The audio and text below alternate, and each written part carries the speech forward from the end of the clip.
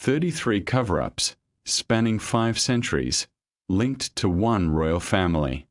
With heirlooms lost to time, falsified documents, clandestine romances, Nazi connections, and sealed treasures of unseen riches. This isn't merely a recount of history. It's a sprawling effort to erase dark chapters from the dynastic narrative. They may don their crowns, yet they govern through the shadows of silence. What you're about to uncover is the narrative they've meticulously suppressed for generations. In the House of Windsor, truth isn't merely forgotten, it's interred. And often, what weighs heaviest in inheritance is the burden of a devastating secret. Join us as we explore the 33 greatest British royal cover-ups. Before we begin our investigation, subscribe for more explorations into the obscured truths they wish to keep hidden. While you're here, share in the comments where you're watching from and what the hour is. Midnight in Manchester? 3 a.m. in Toronto. Let's see who else is awake, delving into the crown's mysteries. We begin with the infamous princes in the Tower, a tale echoing from 1483. Intended to be monarchs, at least one was, young Edward V, merely 12 years of age, and his 9-year-old brother, Richard of Shrewsbury, found refuge in the Tower of London, or so the official story goes. In truth, these royal youths disappeared from a fortress that served not as a sanctuary but rather as a politically convenient prison. When Edward led an untimely demise in 1483, the crown shifted to young Edward. Yet, before a coronation could unfold, their uncle, Richard, Duke of Gloucester, ushered both boys into the Tower. Richard professed a protective intent, but a month later branded the princes as illegitimate. Shortly after, he crowned himself King Richard III. Seemingly straightforward, except for the secretive pall that enveloped it. For a period, the boys were seen in playful spirits in the courtyard, and then, as if by magic, they vanished. No funerals, no tributes, no royal lamenting, just silence. The tower's grim gates closed tight, echoing the silence of conspirators all too fearful of revealing what they knew.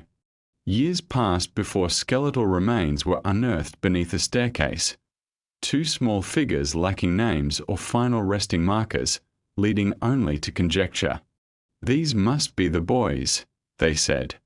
Shakespeare ensured Richard III bore the dual burden of shade and infamy, the hunchbacked adversary, with his infamous cries of horses and kingdoms, a captivating narrative, yet one fraught with uncomfortable truths.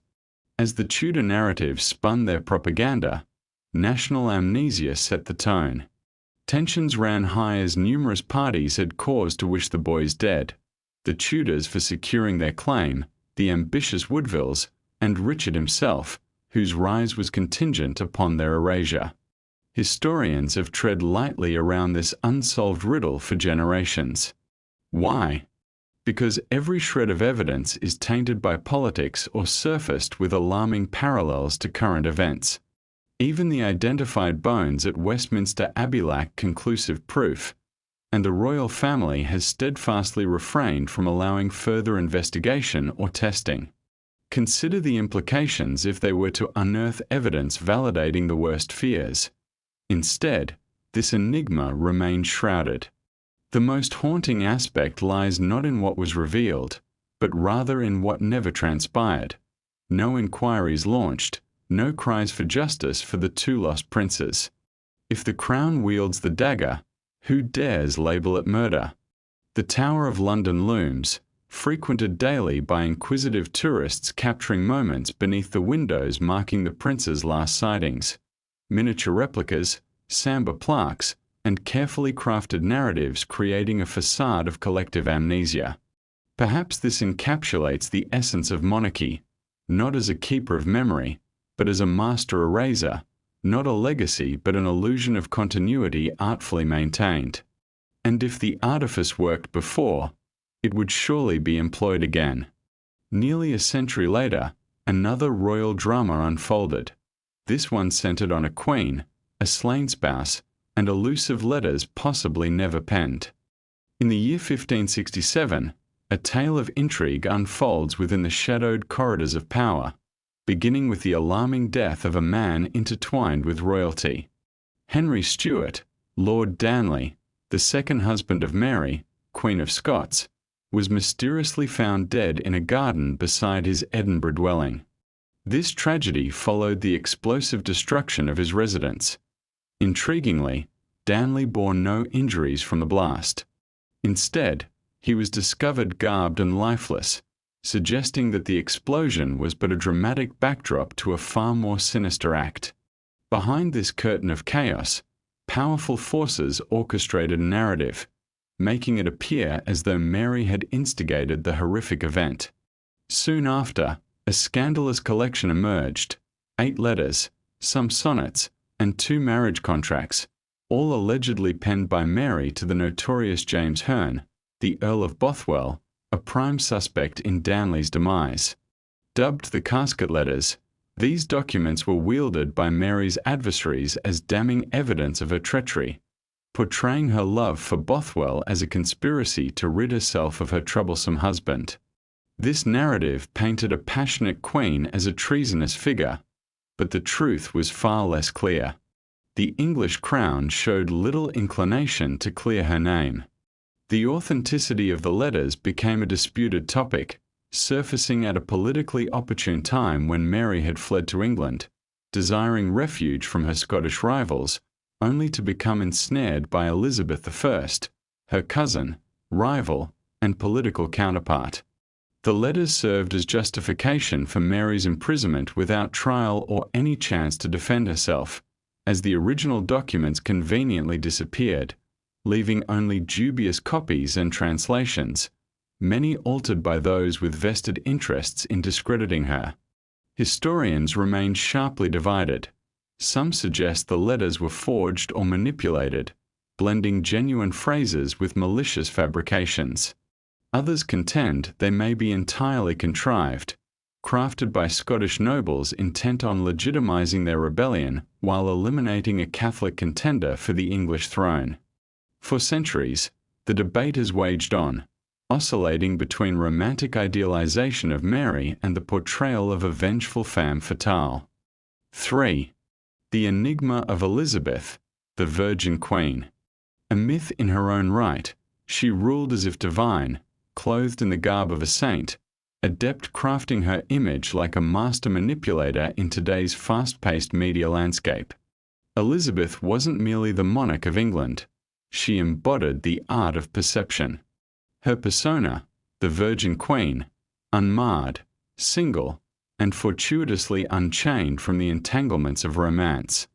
This carefully curated image was a delicate facade of pearls, poetry, and steadfast Protestantism. Yet, as is often the case in royal narratives, the reality concealed deeper complexities. Enter Robert Dudley, her childhood confidant and loyal master of the horse. Their bond was public knowledge within the court, yet its essence eludes precise definition, draped in royal ambiguity. Dudley enjoyed close proximity to the Queen, privy to her innermost thoughts and fears, a steadfast presence for years. Whispered conversations and poetic musings of their attachment permeated the court, sending ripples of discomfort throughout the ranks, not from a sense of decorum, but from a shrewd understanding of the political intricacies at play. Elizabeth's reign hinged on her portrayal of independence, a woman who would not be defined by a man's shadow. The sudden death of Dudley's wife, Amy Robot, in a fall that echoed more of artifice than accident, could have ruptured Elizabeth's carefully woven legend. Yet it didn't. Suspicions lingered, but power dynamics led to a cautious silence. The scandal was swiftly subdued as Elizabeth distanced herself, adding another layer to her well-managed public perception. Then, like pawns in a game of chess, suitors from foreign lands came forth, kings, archdukes, princes, and dukes, each one offered to negotiate time or alliances. Elizabeth engaged in their courtship playfully, yet consistently turned down their advances. This became her act, the steadfast virgin queen devoted to her realm, forever unattached in a world that craved stability more than chaos. The potential of a husband or offspring would threaten her authority, conflating her reign with political vulnerability. Rumors flourished in the shadows, conjuring tales of hidden romances, unacknowledged heirs, and ponderings about her inability to bear children. Speculation grew around her cosmetic practices or potential medical conditions, and some even spun eccentric theories of a grave childhood mix-up that left her with a complex identity. This strange narrative echoed through the court, blurring the lines of reality and myth, all while Elizabeth remained resolute in her portrayal. Draped in white, she spoke of her union with England, crafting an image that walked the tightrope between holiness and monarchy. Yet within her palace, she was sharp-tongued, grappling with insecurities over her youth's fleeting nature, quick to unleash jealousy when her ladies dared to seek love. The title of Virgin Queen was not merely an honor but a protective shield. In the wake of her death, the court refrained from unmasking the truth. No memoirs or candid insight surfaced, only an adherence to the mythos she had cultivated. History, it seemed, demanded that Elizabeth transcend the limitations of being merely a woman. She had to rise as an emblem of legend. And such legends are often devoid of muddled truths. Yet, lingering in the margins of history, concealed behind ornate portraits and grandiose dedications, there exists a shadow, an intelligent ruler who managed to navigate power surrounded by those who surely loved and feared her, possibly sharing more than mere pleasantries. The certainty of it all escapes us, perhaps intentionally, as the facade served larger motives. The cover-up wasn't solely about a queen's virtue, it was about the essence of power, who wields it, who threatens it, and what is sacrificed to sustain that untouchable allure. And in this intricate web of secrecy, her successor, James I, bore his own concealed truths and favoured male companions. While Elizabeth ensnared her intimacy within the layers of legend, James flaunted his affiliations beneath a subtle veneer, never to appear in the official texts, but always present within the royal court.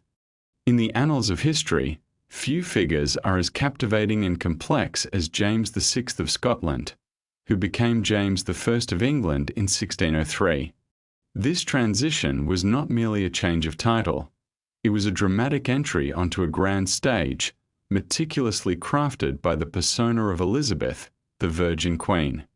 Yet, unlike his predecessor, who expertly managed her public image, James opted for a more straightforward and audacious approach, one riddled with intrigue and scandal. From the outset of his reign, James surrounded himself with a succession of young male courtiers, who not only basked in his royal favour but also revelled in his personal attention. The most infamous among them was Robert Carr, a charming but unrefined Scot whom James promoted with breathtaking speed, from a mere count to the Earl of Somerset. It appeared as though James had stumbled upon an obsession and was intent on elevating Carr to nobility with almost childlike enthusiasm.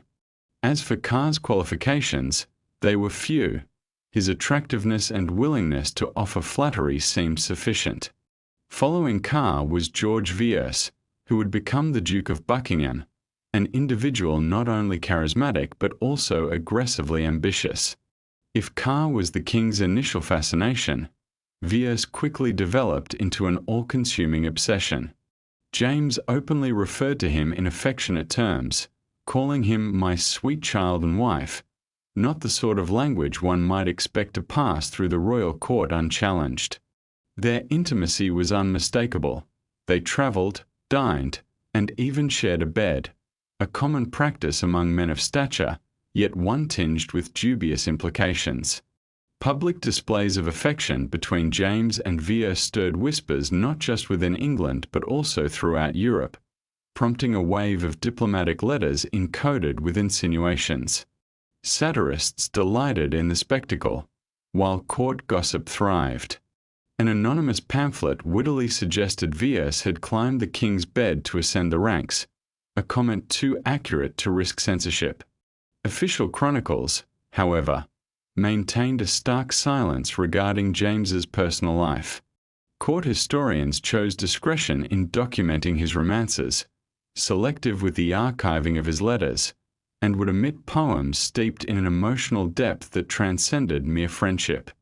Scholars would tiptoe around the clear implications, choosing euphemisms like intimate and politically advantageous, all to sidestep the undeniable truth that everyone was aware of but few dared to record. Ironically, James himself was remarkably forthright, famously stating in Parliament, "I love the Earl of Buckingham more than anyone else." There was nothing veiled about that declaration. It was a raw testament to his feelings, unfiltered and unapologetic. The concealment of his truths was not orchestrated by James, but rather shaped by the very fabric of history.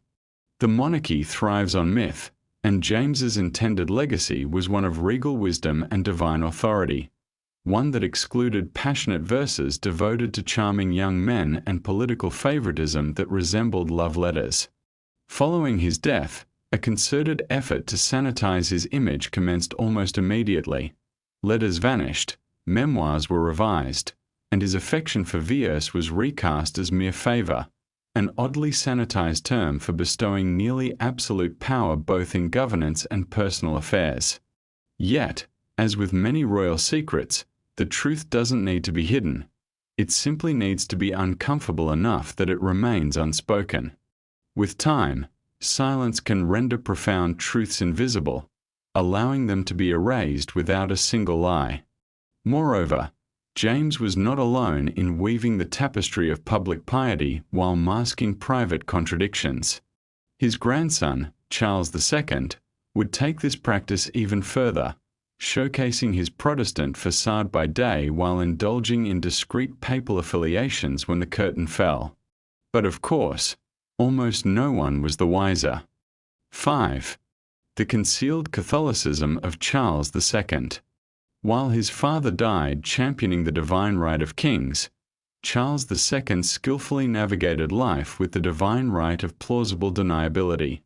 Known as the Merry Monarch, he emerged in 1660, freshly liberated from years of Republican turmoil, to reclaim the throne amid a flourish of charisma, a wardrobe of wigs reflecting every occasion, and a declared allegiance to the Church of England. Publicly, he embraced hymns and insipid proclamations, while privately engaging in negotiations with the Pope. Charles II was a master of nuance, a necessity built from the harsh legacy of his father, Charles I, who had been executed for both losing a war and his discomforting closeness to Catholicism. For over a century, England had been a stage of tension, where Protestant leaders ruled while Catholics faced suspicion, banishment, and persecution. Religion went beyond belief. It was entwined with national identity. Being a clandestine Catholic on the Protestant throne was fraught with peril, deemed not just troublesome but an act of treason against the very myth of kingship. Thus, Charles embraced the art of strategic silence, presenting himself as a tolerant Protestant ruler, overly accommodating to Catholics in the name of fairness. He received Anglican sacraments, attended official services, and allowed Parliament to indulge the illusion of his sincere devotion, provided it didn't interfere with feasts or mistresses. Yet behind the polite facade, his actions took on a radical tone. In 1670, Charles inked the Treaty of Dover in secrecy, an agreement with Catholic France that promised his eventual conversion in exchange for financial and military support, timed perfectly to avoid public unrest. The document's secrecy was so profound that even many of Charles's ministers were oblivious to its existence. He committed his soul to Rome, yet carefully preserved his outward Anglican identity. With Parliament suspicious and the nation financially strained, Charles desperately needed funds. He artfully delayed his conversion while simultaneously promoting pro-Catholic policies and appointing Catholics to key roles. His Catholic brother, James, was positioned as the heir, further unsettling the public. Understanding that war was not an option and wishing to die in comfort rather than chaos, Charles navigated these perils with charm and subtlety. When 1685 arrived, Charles fulfilled his clandestine pact. On his deathbed, cloaked in privacy, he converted to Catholicism. A priest was discreetly ushered in, and last rites were murmured. No public acknowledgement followed, a final act in a life steeped in cunning diplomacy. In keeping his promise to France, he simultaneously betrayed England and delayed any revelations from reaching the press, ensuring that the truth about his faith remained buried long after his passing. Even in death, the concealment persisted as official narratives downplayed or entirely dismissed the truth. For years, educational materials flirted with ideas of his ambivalence regarding faith, and church records conveniently supported the notion of his Anglican identity. The monarchy needed him to be acceptable, and England preferred its restoration king free from the complications of inconvenient religiosity. Yet, secrets within royal lines have a peculiar heritage. This particular secret passed to his brother James II, who lacked both the subtlety and strategy of Charles. The moment James had a son, murmurs began, and as whispers swirled around the extraordinary circumstances of the infant's arrival, the monarchy found itself ensnared in one of its most bizarre and desperate attempts at cover-up. In 1688, a surreal tale unfolded, one that would etch itself into the annals of history, one fueled by panic and paranoia. This was the story of the warming pan baby, born to Queen Mary of Moda, wife of King James II. This infant, James Francis Edward Stuart, was heralded as a triumphant heir for a Catholic king amidst a brewing storm of Protestant discontent who feared the Catholic Church's resurgence in England. Yet the birth was shrouded in suspicion. Soon rumors emerged that this baby was not truly Mary's but rather a substitute smuggled into the birthing chamber within a warming pan, leading to the outrageous assertion that the genuine royal infant had been stillborn. It was an implausible yet striking narrative, one that provided a convenient pretext for the Protestant elite.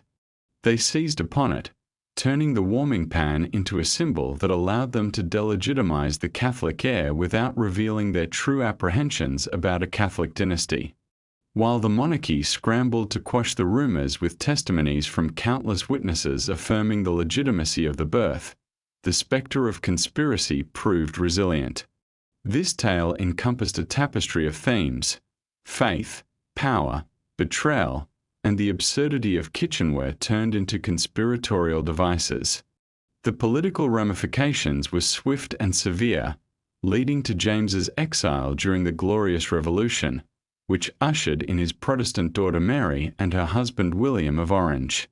The young prince, whisked away from England, became a spectre haunting the crown, a rallying figure for Jacobites who viewed him as the rightful king while the government branded him a pretender.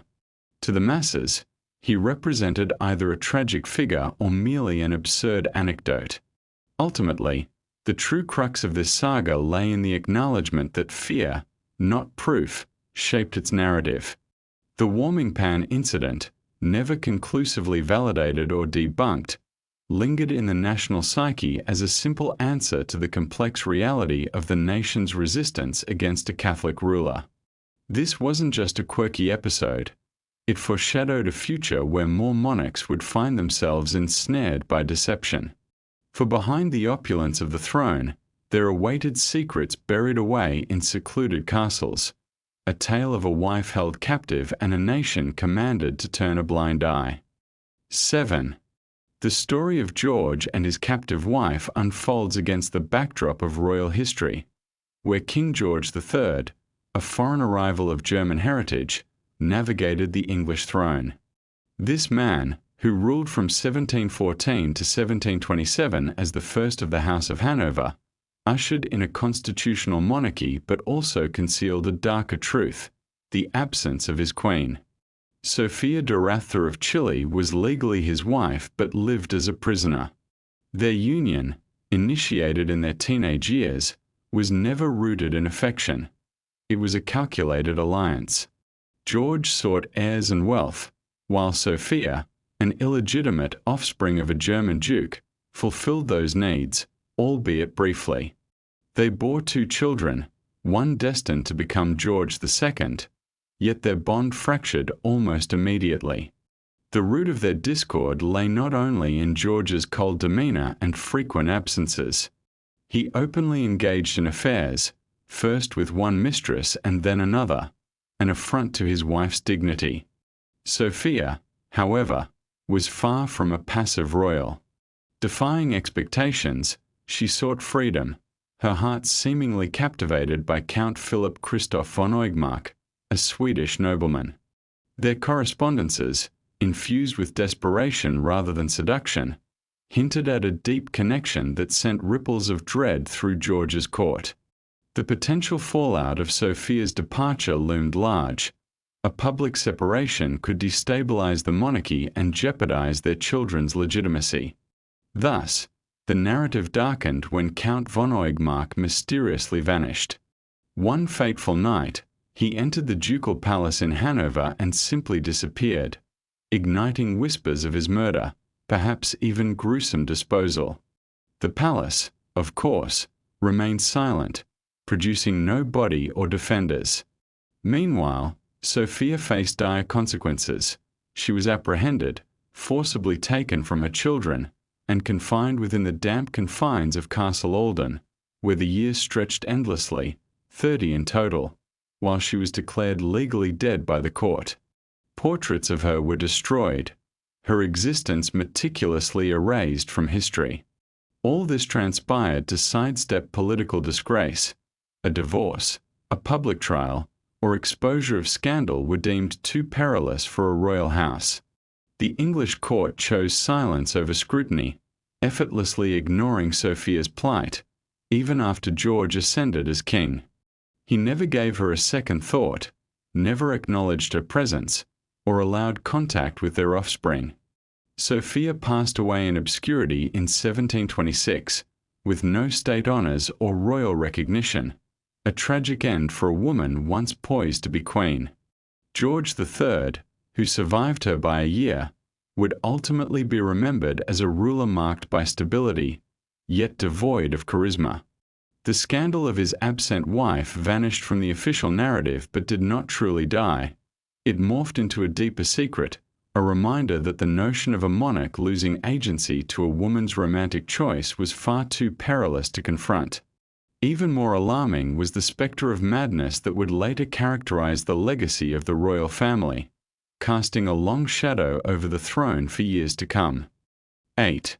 The twilight of George III's reign, a monarch ensnared by madness in the late 18th century. For a king whose life was a testament to order, the tragedy lay in the cruel irony of his unraveling.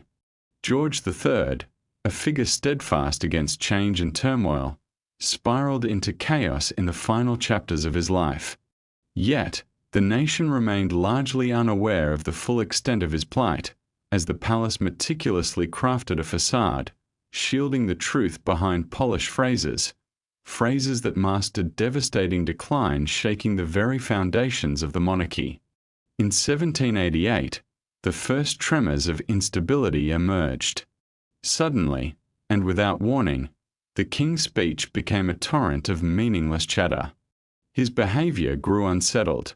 He shouted at courtiers and penned incoherent letters while occasionally exhibiting strange physical symptoms. Alarm spread through Parliament and whispered in the halls of the court as a regency bill was hastily prepared, aimed at delegating authority to the unprepared Prince of Wales. Yet, just as swiftly as it began, George made a dramatic return, seemingly restored, with physicians attributing his turmoil to a minor nervous issue, proclaiming the storm had passed. But the reality was far more sinister. Chaos lurked beneath the surface. His condition flared repeatedly over the years, each episode more chilling than the last, forcing the court to orchestrate elaborate measures to conceal the truth. Doctors were summoned, records manipulated, and staff silenced or compensated for their discretion. The public saw diminishing glimpses of their sovereign, who was consistently painted in a reassuring light. The king was simply resting, they said. He was immersed in scripture at Windsor. Deep down, however, the unsettling reality seeped into whispers. Voices revealed a king who spoke to trees, confused the calendar, shouted at phantoms, and mistook an empty chair for the French ambassador. Even his family was ensnared in the cover-up. The Prince Regent sought to merge power while avoiding deep revelations that might undermine their royal reign. After all, revealing the king's madness would cast shadows on the legitimacy of royal authority itself. It wasn't until the twilight of his life, isolated, blind, and deaf, that the truth clawed its way to the surface. George III had morphed into a spectre within Windsor Castle, a monarch absent from his own legacy. While Parliament operated under his name, it was a case of rulers working without the ruler. His likeness lingered on coins and portraits, meticulously curated, concealing the real man who dwelled in obscurity, lost in shrouded murmurs no one could comprehend. Even then, the narrative remained cautious. Euphemisms prevailed. Textbooks spun tales of a king who had simply been unwell. Celebrations highlighted his devotion, agricultural interests, and reluctance during the American Revolution, while the shadowed reality of his struggles remained tucked behind palace walls, his fits, his hallucinations, and the stifled years of silence omitted from history's gaze. Only centuries later did historians begin to converge on the notion that George III likely grappled with a chronic mental health condition, possibly FARA, or what is now recognized as bipolar disorder.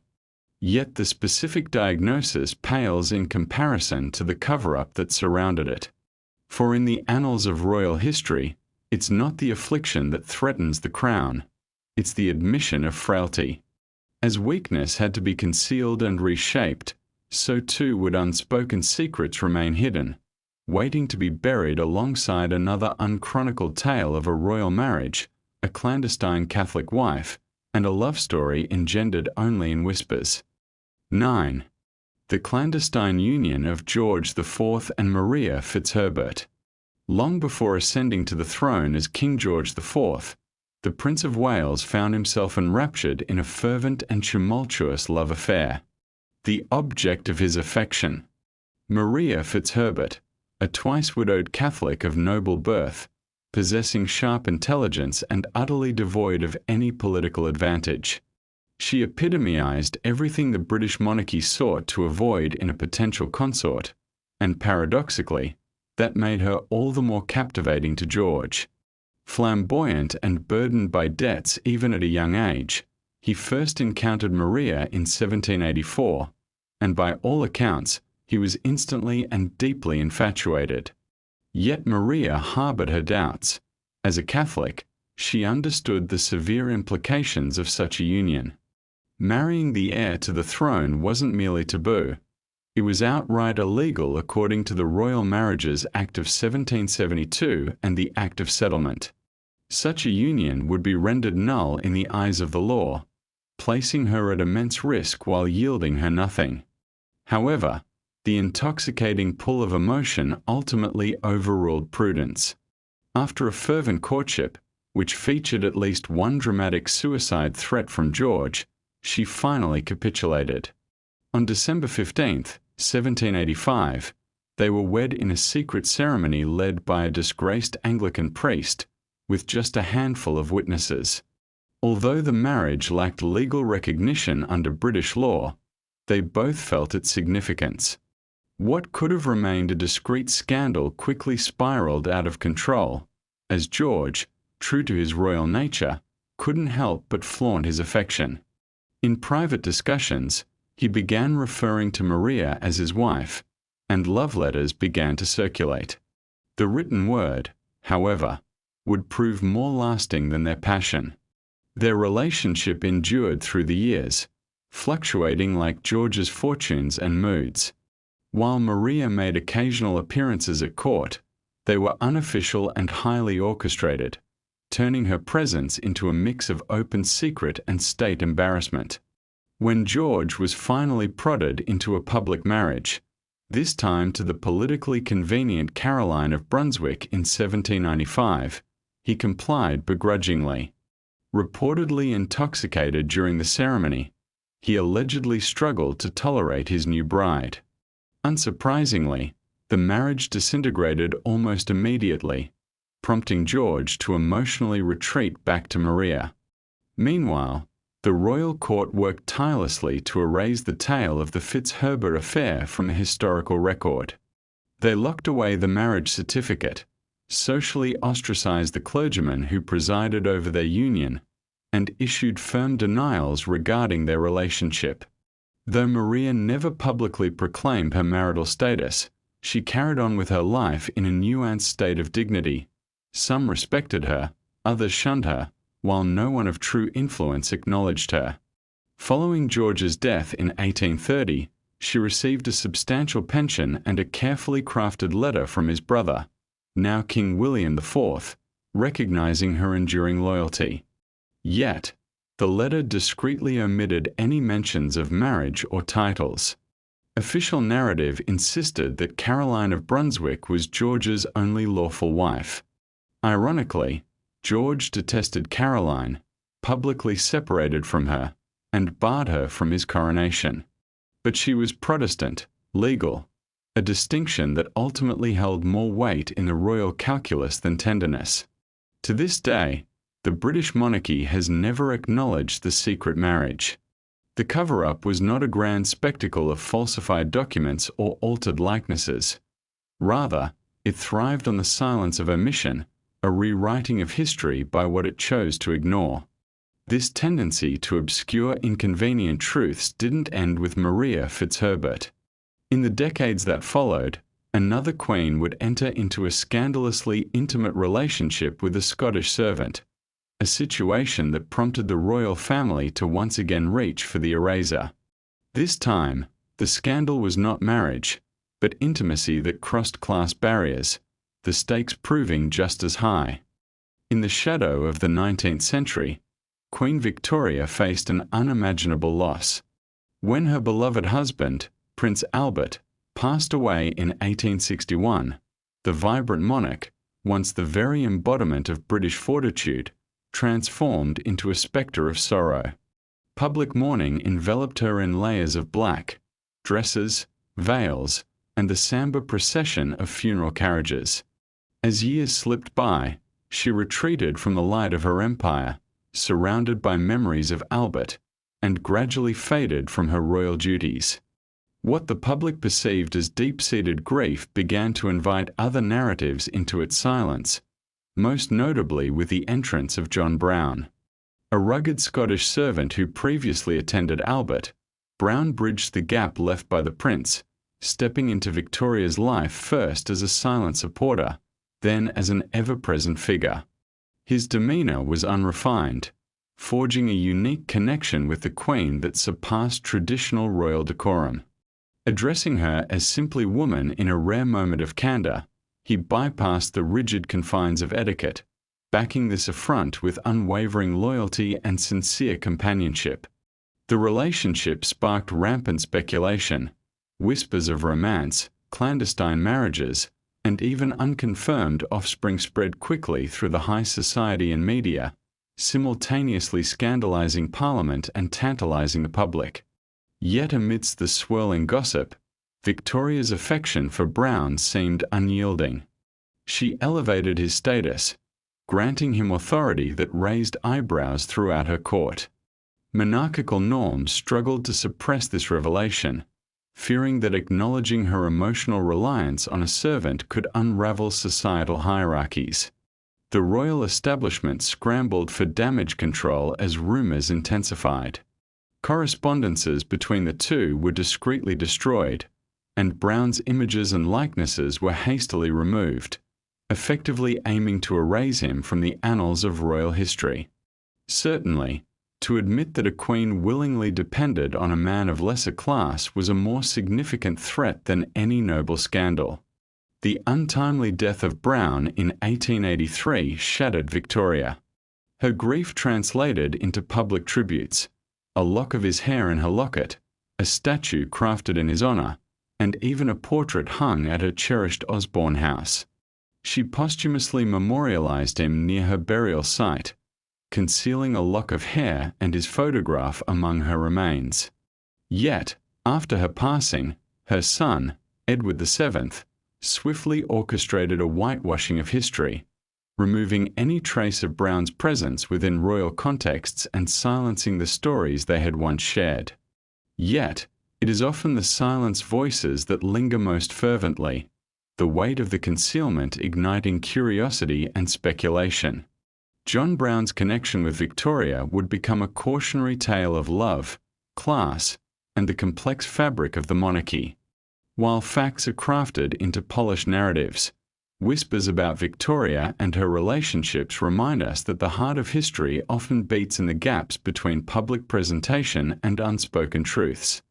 Edward VI's own exploits would unfold without the shroud of secrecy, evolving into scandals brushed clean by the media. History, as it turns out, remembers the shadows as much as the light, and within them, the true essence of power and humanity resides. Before he donned the crown, Edward VII was much more than a mere royal figure. He embodied a complex problem that caught the attention of many. To his mother, Queen Victoria, his behavior was a moral conundrum. Affectionately known as Birdie within the family, Edward seemed utterly incapable of embodying the responsibilities of a king. For the political establishment, he was a reckless spirit, treating the royal duties not as a lifelong commitment but rather a burden to bear. The palace faced its own challenges, struggling to manage his behavior while maintaining appearances, for Edward thrived in a world that fervently valued royal propriety and Victorian decorum. In defiance, he sought solace in numerous extramarital exploits, gambling, and a fervent appetite for luxurious delights. Queen Victoria envisioned her son as a second Prince Albert, refined, disciplined, and learned. Instead, she received a wayward youth reveling in the company of French actresses and indulging in sumptuous champagne breakfasts. From his 20s onward, Edward's romantic escapades became an open secret, a dilemma for both him and the monarchy. One of his most famous mistresses, actress Lily Langtry, served as a mere glimpse into a broader world of romantic entanglements that included a host of women, actresses, society wives, and nobles, delighting in the prince's charms. Behind the secluded walls of country manor homes and private residences, he engaged in illicit liaisons, even utilizing a specially designed love seat in a Parisian brothel. Yet, the most pressing concern transcended hedonism. It was the consistent effort to conceal the truth. For the upper classes, Edward's affairs were an open secret, but to the public, they lay hidden from view. The British press, in a delicate alliance with the monarchy, agreed to remain silent about his escapades, so long as he maintained a semblance of discretion. This unwritten pact endured through subtle threats, bribes, and the promise of privileged access, leading editors to kill stories, destroy photographs, and silence public discourse. The aristocracy was aware, yet the press held its tongue, preserving the crown's unblemished image as long as the public remained oblivious. Behind palace doors, a relentless operation of damage control unfolded, negotiating discreet settlements with women entangled with the prince, advising noble families to protect their daughters from his influence, and dismissing any lingering rumors as mere gossip unworthy of serious consideration. When scandals reached the light, they were portrayed as nothing more than the charming foibles of a beloved rogue whose indulgences were seen as harmless excess. However, the truth was much darker, as Edward's life starkly contradicted the moral expectations of his mother's reign. When he finally became king at age 59, he presented a polished image of a poised statesman, a dignified monarch committed to diplomacy. Official portraits depicted him as the epitome of responsibility, devoid of any hints at his numerous affairs or lavish lifestyle. Even after his passing, efforts continued to sanitize his legacy. Memoirs were revised, old letters vanished, and former lovers were silenced either through legal intimidation or self-imposed discretion.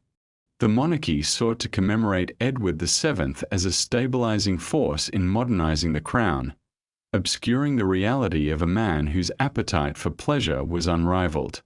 Yet, even within this labyrinth of careful omissions, shadows lingered. His son, the Duke of Clarence, inherited not only the royal lineage but also whispers of far darker troubles, a potential involvement in male brothels and connections to one of history's most notorious murderers.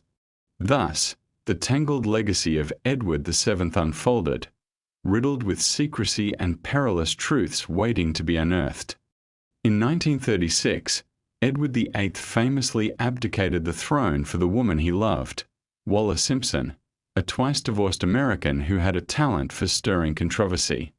The narrative presented to the British public painted this departure as a romantic tragedy, a clash between passion and duty.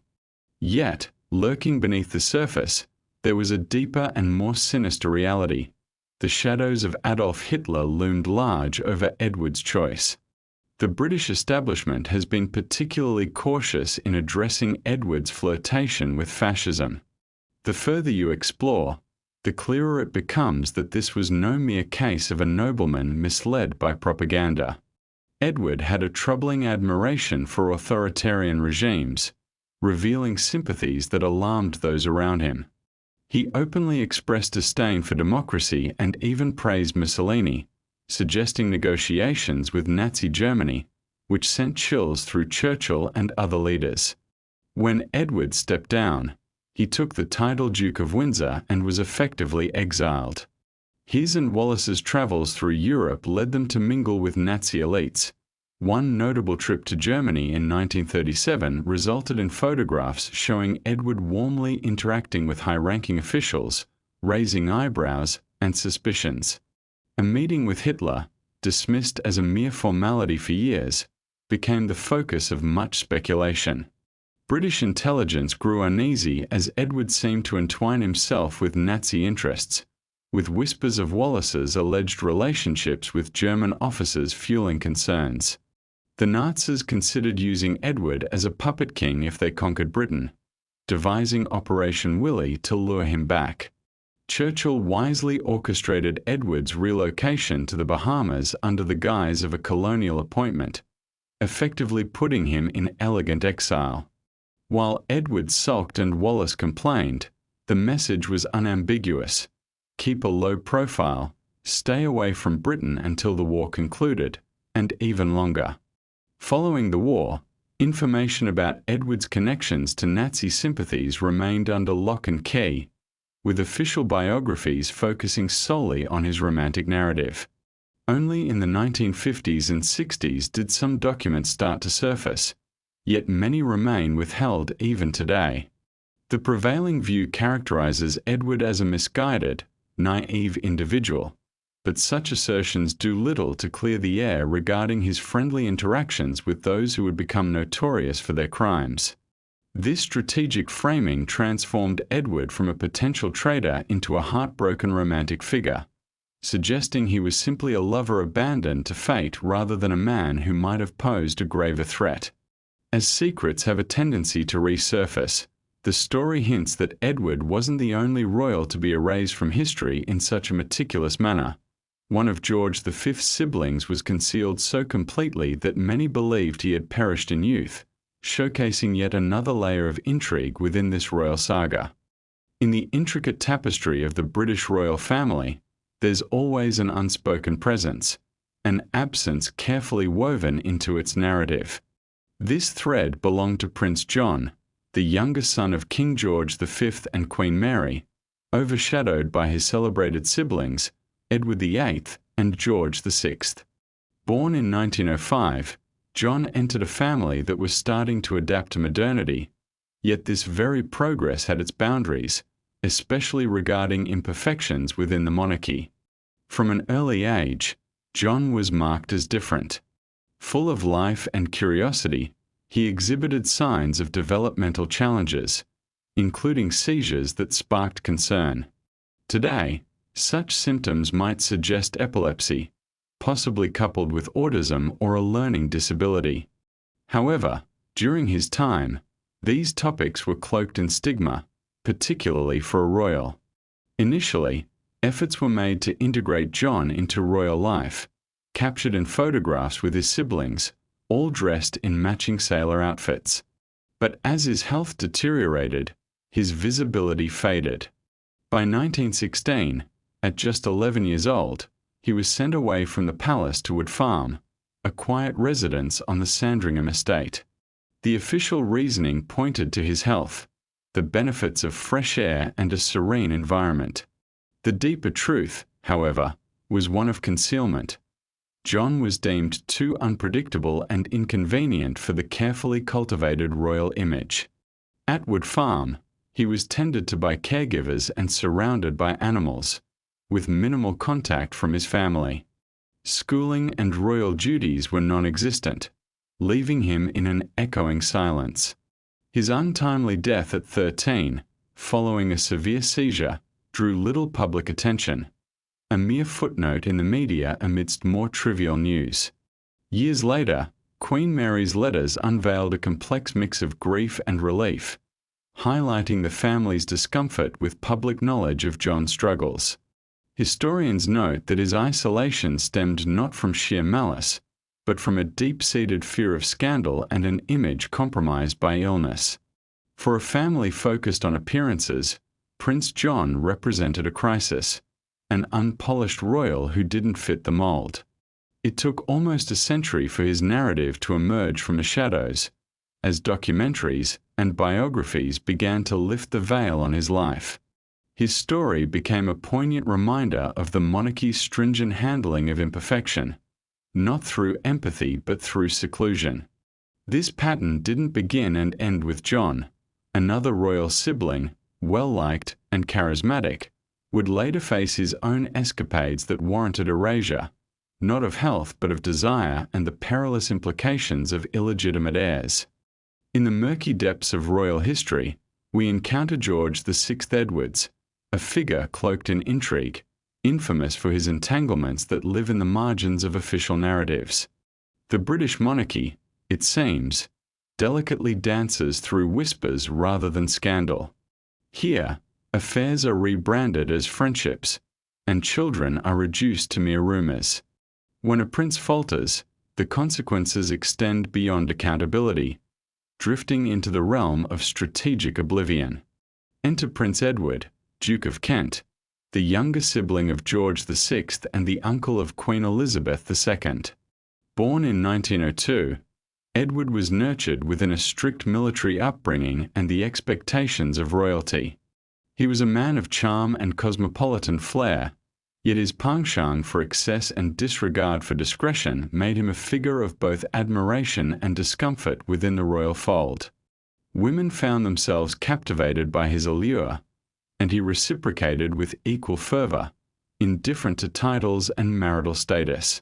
During the 1920s and 30s, Edward radiated a glamorous unpredictability, mingling with artists and intellectuals, mastering languages, and engaging in frequent travels, always entangled with someone he shouldn't be.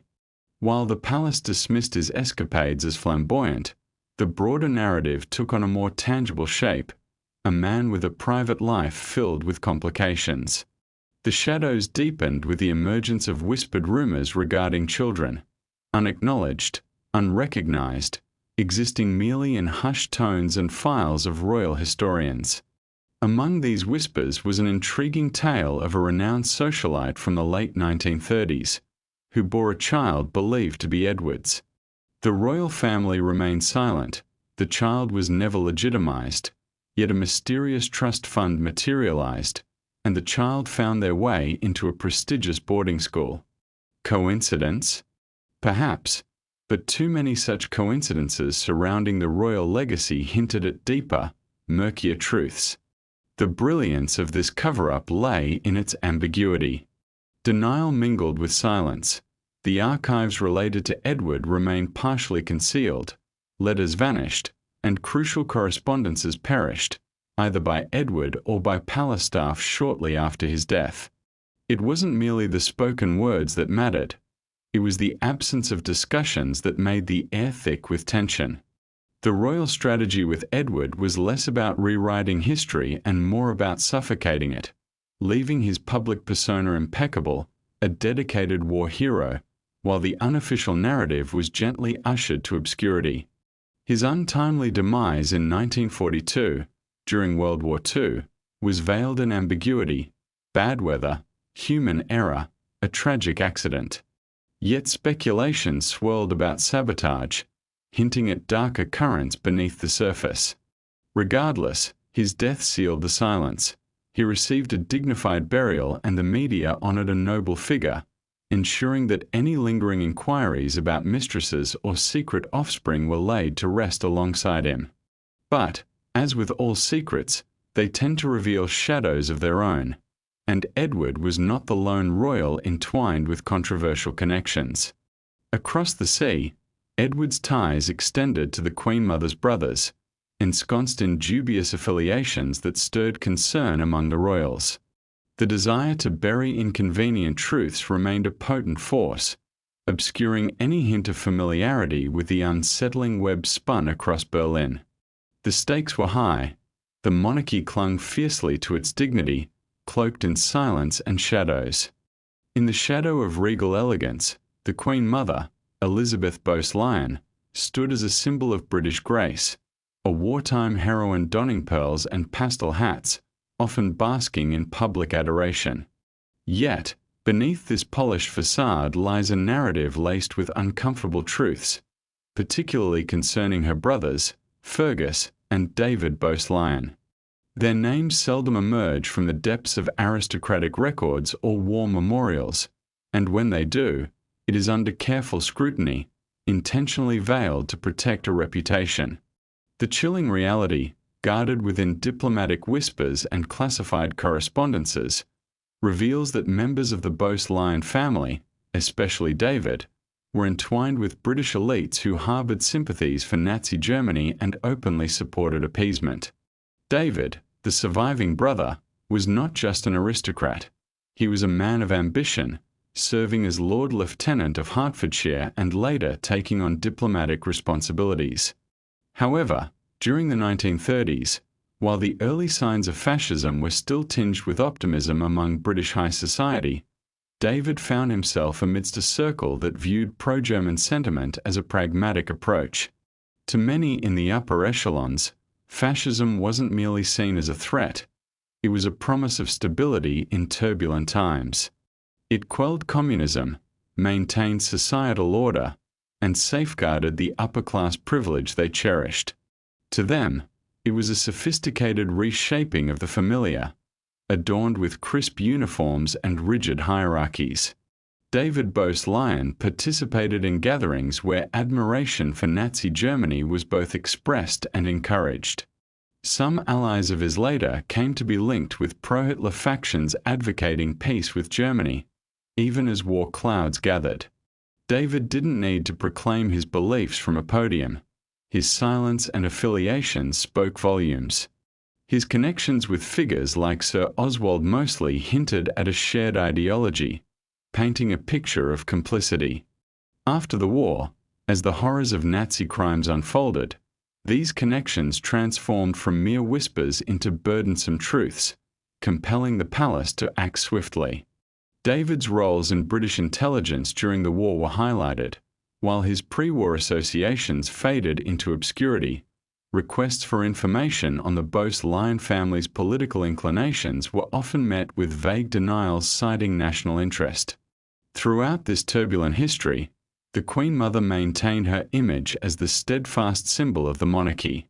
Not once did journalists question her publicly about her brother's controversial ties, nor did they dig deeper into those aspects of her past. When David passed in 1961, obituaries hailed him as a gentleman of public service, conveniently overlooking any reference to his pro-German connections. This doesn't suggest that David was a traitor. Instead, it encapsulates how royal intrigue often exists in subtleties, attending the wrong garden party, sharing drinks with questionable company, and navigating a web of silence. While David's narrative quietly receded into history, Elizabeth ascended, becoming the revered Queen Mother, the cheerful face of post-war Britain. Their bond, intricately woven by blood yet severed in public memory, exemplified the palace's growing mastery of historical erasure. Soon, they would again confront the need to manipulate the narrative, especially with another woman named Wallis Simpson, who would demand a different kind of cover-up, this time regarding what remained obscured long before she met royalty. Wallis Simpson's divorce details were more than just scandalous. They posed a formidable challenge to the British monarchy itself. When Edward VIII fell for her, it wasn't solely her persona that stirred trouble. This twice-divorced American woman, devoid of noble accolades and accompanied by a cloud of controversy, symbolized a whirlwind of modernity and independence, along with an undeniable paper trail that held implications beyond mere gossip. By the time she crossed paths with Edward, Wallis found herself entangled in her second divorce, her first marriage to Ernest Simpson still legally binding. Yet, love knows no bounds, and Edward found himself entranced, oblivious to the constitutional quagmire his affections were creating. To the royal family, this was more than just a social faux pas. It was a constitutional disaster waiting to unfold. As the supreme governor of the Church of England, a monarch could not wed a divorced woman with living ex-husbands. This was not merely a social stigma but a violation of his spiritual authority. Panic gripped the palace as Edward insisted on marrying Wallis. Orders were swiftly issued, urging British newspapers to refrain from reporting the unfolding drama. While the foreign press revelled in the saga, the British populace remained largely unaware of the impending crisis. As their relationship deepened, palace operatives scrambled, not only to manage the present scandal but to conceal Wallis's convoluted marital past. The stakes were high. Her divorces weren't just matters of public morality. The termination of her first marriage had been shrouded in whispers of infidelity and emotional cruelty, largely surviving public scrutiny due to vague details. The biggest threat, however, was her upcoming second divorce, pivotal for her marriage to Edward. The divorce proceedings of 1936 were rushed through the UK courts under questionable pretenses. In a carefully staged arrangement, Ernest Simpson admitted to committing adultery, allowing Wallis to be seen as the aggrieved spouse. Yet, beneath this facade, Ernest continued to support her financially, and the woman mentioned in court was reportedly a fabricated part of their legal charade, an arrangement that was both artificial and precarious. Should the true nature of this orchestrated divorce become public, it could jeopardize her intended marriage to Edward, presenting not only a scandal but also exposing the monarchy's manipulation of British law for personal gain. So began an extensive cover-up. Court records were sealed, journalists received warnings, some more sternly than others, and documents contradicting the official narrative vanished into obscurity. Even after Edward's abdication in December 1936, the media was carefully navigated, portraying his decision as a romantic sacrifice for the woman he adored. However, the truth remained obscured. The entire saga had been choreographed, with Wallis's past artfully sanitized and repackaged as an enchanting royal love story. Wallis played her part in this carefully crafted myth, denying certain relationships, rewriting history in her memoirs, and donning the guise of misunderstood glamour in staged photo shoots. Yet behind the elegance of pearls and soft lighting, the lurking threat persisted. For it wasn't just about who Wallis was, but also what she represented. A well-timed romance could rock the very foundations of an ancient monarchy. As Wallis emerged as the woman who brought a king to his knees, another royal figure, Edward's younger brother, George, was destined for a more literal downfall, coloured by secrets and a wartime tragedy forever etched with uncertainty. The tale of the Duke of Kent, unfolding in 1942, is a hybrid narrative woven from contradictions. Prince George, Duke of Kent, was a royal officer steeped in the shadows of social intrigue, a family man steeped in whispered scandals, both a war hero and a cautionary figure. As the younger brother of King George VI and the uncle of Queen Elizabeth II, he stands as one of the most enigmatic characters in the annals of 20th century royalty. Yet, his life story, despite its proximity to the throne, has undergone a deliberate scrubbing, cloaked in the polished veneer of propriety, especially concerning the circumstances of his existence and untimely death. Born in 1902, Prince George epitomized royal expectations: handsome, educated, and multilingual, visibly involved in public duties yet inherently restless. His trajectory zigzagged between naval service and diplomatic posts before settling into a life of ceremonial responsibilities intertwined with personal escapades. It's here, in the realm of the private life, where the masking begins. Prince George was notorious for his romantic involvements, far beyond standard royal dalliances. His connections reportedly spanned gender and class lines, challenging the expected norms for a royal figure. Various biographers and insiders suggest his affairs included renowned figures like Noel Coward and Barbara Cartland, though such claims remain unconfirmed and the palace has consistently maintained silence, an absence of denial that speaks volumes in royal parlance.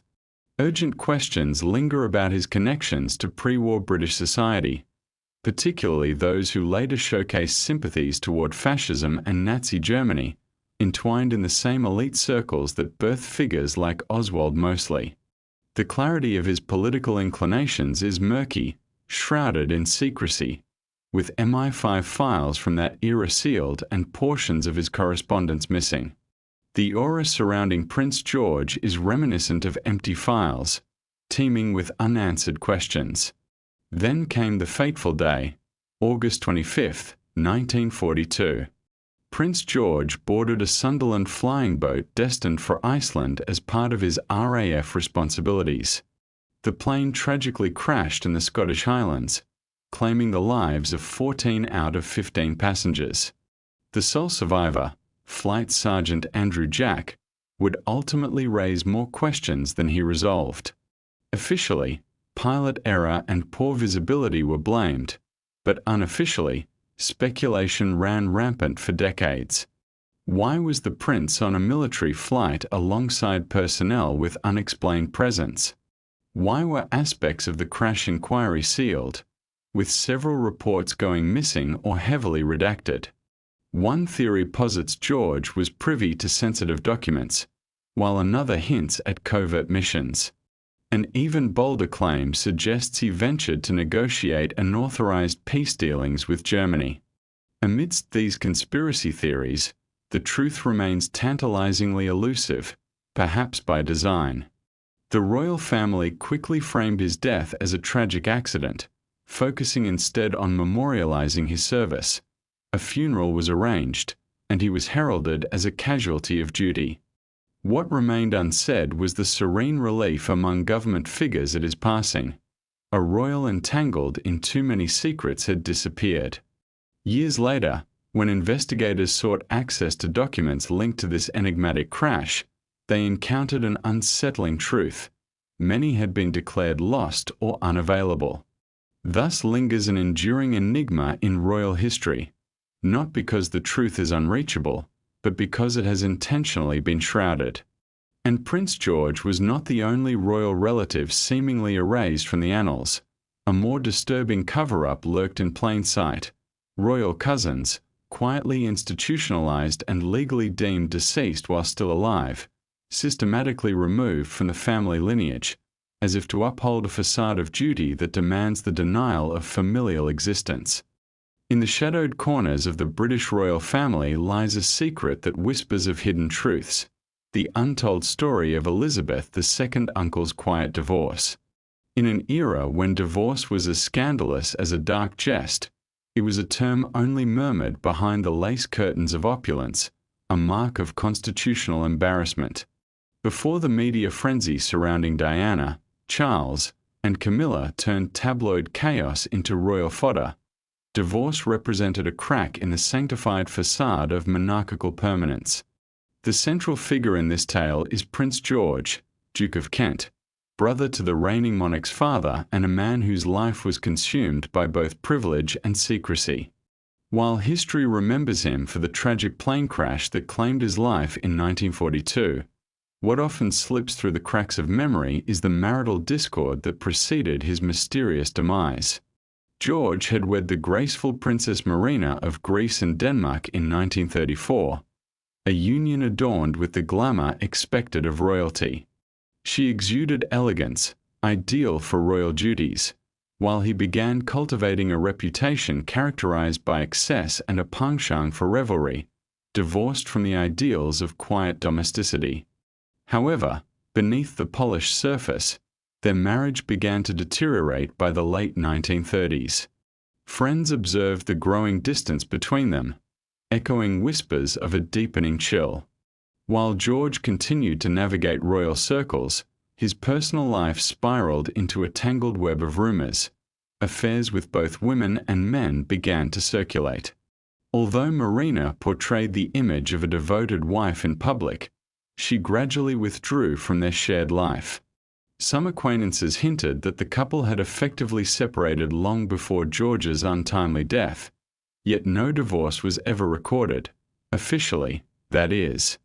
This absence of documentation fuels intriguing speculation. Several historians suggest Prince George and Princess Marina may have orchestrated a discreet separation or even a clandestine civil divorce, managed through intermediaries, carefully shielded from the public gaze. With no announcements or media frenzy, this legal maneuver slipped through the aristocratic maze without a trace. Royalty couldn't be seen grappling with the mundane failures of marriage, especially not a sibling of the king. The Church of England's disdain for divorce further complicated matters, pushing them to maintain a facade that royal unions were impervious to the trials faced by common folk. Thus, the narrative shifted. George was preoccupied with royal commitments and Marina assumed her role in Greece. Their coldness was masked, and everyone played their part. Then came the fateful plane crash in 1942, which erased any potential proof of a hidden divorce. Marina became the Dowager Duchess of Kent, and the royal family rallied behind the comforting myth, a romantic tableau disrupted too soon by fate's cruel hand. Yet, lingering in the aftermath were gaps and missing pieces, letters lost, personal artifacts scattered in the chaos, and elusive records of a legal past that never surfaced. This wasn't a conspicuous cover-up, it was a masterclass in silence, with the paper trail abruptly ceasing, a gentle art of omission that would serve as a template for future royal scandals. The next story would reveal even darker secrets, involving Lord Louis Mountbatten, a war hero whose preened legacy concealed chapters too perilous to reveal. 20. The hidden scandals of Lord Louis Mountbatten. To the public eye, he embodied the ideal royal figure, dignified, decorated, and making his exit at the perfect moment. Lord Louis Mountbatten, the first Earl of Burma, has worn many labels: naval hero, the last Viceroy of India, orchestrator of royal unions, and a mentor to princes. His likeness adorns the walls of museums, while his name is etched onto battleships and boulevards alike. Yet, behind his accolades and polished exterior lies a narrative far more convoluted than the sanitized version presented to us. The monarchy, alongside the British establishment, has diligently kept certain truths under wraps. Mountbatten, born into the Battenberg clan, cleverly anglicized his surname during World War I to evade anti-German sentiments, rebranding himself as Mountbatten to portray a refined British persona. Rising through the ranks of the Royal Navy, he played a pivotal role during World War II and emerged as a seasoned diplomat amid Britain's tumultuous imperial decline. By the 1950s, he had assumed the role of the royal family's beloved uncle, the fixer and confidant, most notably aiding in the marriage of his nephew, Prince Philip, to the young Princess Elizabeth. This polished portrayal is the one history aims to remember, shrouded in decorum and naval pride. However, beneath the surface lurked whispers of a tangled life, rife with speculation and undisclosed information, many of which remain obscured under government seals for reasons of national security. This begs the question: what scandal could a retired royal uncle hold that might threaten a democratic state's safety? For decades, murmurs surrounding Mountbatten's private affairs lingered. Former aides, foreign intelligence, and declassified reports hinted at a web of dubious connections and questionable relationships, particularly with significantly younger men, especially among his staff and naval entourage. His social engagements often intersected the realms of aristocracy and secrecy, extending into elite institutions and private resorts where discretion reigned supreme. The release of FBI files in 2019 exposed that U.S. intelligence had been monitoring Mountbatten for years, labeling him as homosexual with inclinations towards young boys. The British media largely ignored this revelation. The palace refrained from comment, and unlike other controversies, no legal action surfaced, only a profound silence signifying complicity. Numerous files concerning Mountbatten remained sealed well beyond their anticipated declassification dates, with freedom of information requests consistently denied. The rationale? Disclosure could undermine international relations or jeopardize diplomatic trust, an odd defense for a man whose life was posited as so virtuous that he received full state funeral honors. Nearby, in Northern Ireland, where Mountbatten owned a country estate, intelligence officials later insinuated he might have been linked to networks involving child exploitation, allegations that remain unproven, neglected, and painfully sensitive. Yet the timing of his death in 1979, killed by an IRA bomb, has effectively cemented his public persona, immortalizing him as a war hero and emblem of British fortitude. The deceased, especially those intertwined with royalty, cannot share their tales, and Mountbatten's legacy swiftly became enshrined by the establishment. Books penned, tributes presented, and controversial discussions dismissed as mere slander or Cold War hearsay. However, among historians and ex-intelligence officers, the unresolved inquiries persist, albeit seldom entertained within genteel circles. Despite this, the royal family continues to invoke his name, especially when addressing the younger generation's conduct. Not all of his relatives, however, adhered so easily to this narrative. For as Mountbatten's secrets were entombed beneath governmental bureaucracy and security protocols, two royal cousins were buried under a far harsher reality: bureaucracy itself. Women obscured not for their actions, but for what they were unable to achieve publicly, the solution swathed in an age-old tradition of monarchy: lock the doors, discard the files, and feign oblivion to their existence. 21. The quiet disappearance of the Queen Mother's nieces. Throughout history, royal scandals have bellowed like thunder, filled with affairs, abdications, and whispers of treason. Yet, some stories remain silent, not for lack of cruelty but for their obscured nature. The tale of Narissa and Catherine Bose's Lion, the Queen Mother's nieces and first cousins to Queen Elizabeth II, reveals one of the most unsettling cover-ups within the British monarchy, hushed not by chaos, but by restraint. These young women were not the product of treachery, but rather of a royal predicament. Narissa and Catherine were daughters of John Bose's Lion, the Queen Mother's sibling, inherently tied to royal expectations and bloodlines.